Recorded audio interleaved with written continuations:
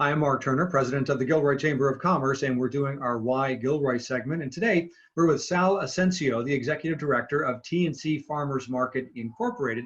He operates the Gilroy Farmers Market, and we're glad to have you with us this morning. Sal, thanks for being with us. Oh, you're quite welcome, Mark. Thanks for having me. Sal, before we get into it here, we wanted to see if you might tell us a little bit more about yourself. Sure. Well, my name is Sal Ascencio, executive director with the T&C Farmers Market, and I was coming up on retirement about 5 years ago, and that's when I decided to, what do I want to be when I grow up and retire and all that stuff. So I decided to do the farmers market. I love farmers market, so it was an easy decision. Well, we're excited about having you in town. It's something that we've been lacking, and others have tried and others have failed. So tell us, why did you choose Gilroy? Why Gilroy? I'm glad you asked. Again, 5 years ago, when I was coming up on retirement, and when I decided with the input of my wife and boys, the farmers market would be a great fit. I started to survey various communities, and it's interesting because there are many communities without a farmers market, or what they have, it could be improved on. So then once we really started to engage various communities, Gilroy, it was just, everything fell into place. The city government, the chamber, the various merchants, everybody was so helpful. The insight, and it was just a natural fit. I mean, everybody was helpful, so we decided to start the farmers market here in Gilroy. And where is the farmers market located? It's at 6000 Miller Avenue at the Gilroy Presbyterian Church parking lot, right off of Santa Teresa and Thomas Road. It's on Saturdays, 9 a.m. to 1 p.m. Very good. How would you describe the farmers market? Well, it's still relatively new, but it's well-rounded. We have, of course, fruits and veggies, and we, at least for now, we're really focusing on very small startup businesses, and that includes the vendors as well. We have flowers, we have food, we got arts and crafts. And a couple of the vendors they're brand new, and they've started within the year. And my career was in startups, so I kind of got an affinity to, that environment. It's a blast, starting a new business.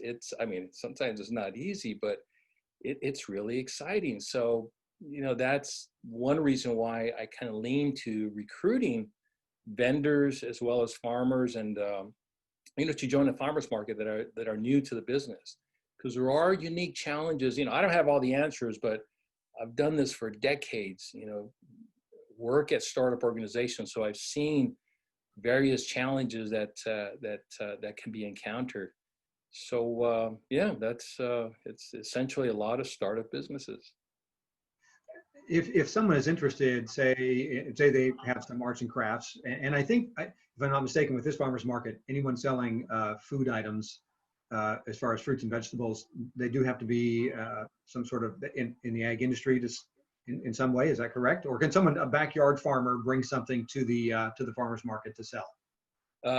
No, in fact, it's a good question, because the farmers market is a program sponsored by the state of California. And they have a couple of requirements, which I think are good. One of them is the farmer has to have a producer certificate. And with that comes, some controls and processes and procedures. But I think these are good things to help not only the community, but also the farmer. They have to abide by certain procedures to be able to bring produce to the farmers market. First and foremost, and I monitor this closely, is fresh produce. That's what farmers markets should be about. And I was surprised to see that, not all, but there are some farmers market out there that, produce, maybe it's a little bit subpar. So that's, in terms of the farmers market program, and my own interest is to make sure that it's absolutely fresh. So anybody coming out to the farmers market, are there COVID safety protocols? Do you have that in place? Absolutely. In fact, regulations and requirements, we abide to 110%.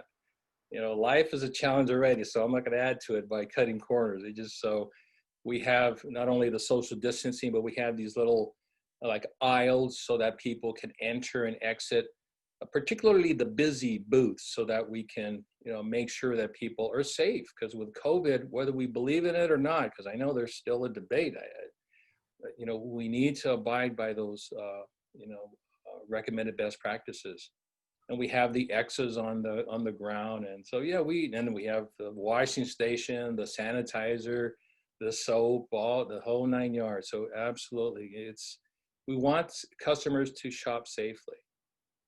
Hey Sal, any restrictions with pets? I know a lot of people like to travel with their cats and dogs, primarily dogs, but any restrictions with regard to pets? Yes, for now we don't allow pets. Initially, I tried it. Technically, the rule from the state of California is that pets must be, what's that, 20 feet? I forget, 20 feet, something like that, away from the food booths. And just monitoring that, and, just people, they don't know these regulations, so they'd come and they'd be right up on the booth, and so we decided just to, simplify life. Pets aren't allowed. Okay, very good. Important for people to know. Hey Sal, do you mind giving us again one more time what your hours of operation are and the location? Absolutely. We Saturdays 9 a.m. to 1 p.m. at 6000 Miller Avenue. That's right off the Santa Teresa Boulevard and Thomas Road. It's at the Gilroy Presbyterian Church parking lot. Beautiful location. There's lawn, there's trees, views of the hills. We even have a grove of redwoods. Oh boy, it sounds like you've got it all there. We certainly appreciate you being with us this morning, Sal, and talking about the Gilroy Farmers Market. If you look for something to do Saturday mornings, please go check it out and be a part of what Sal's doing there. Glad that you're with us this morning. I'm Mark Turner, President of the Gilroy Chamber of Commerce.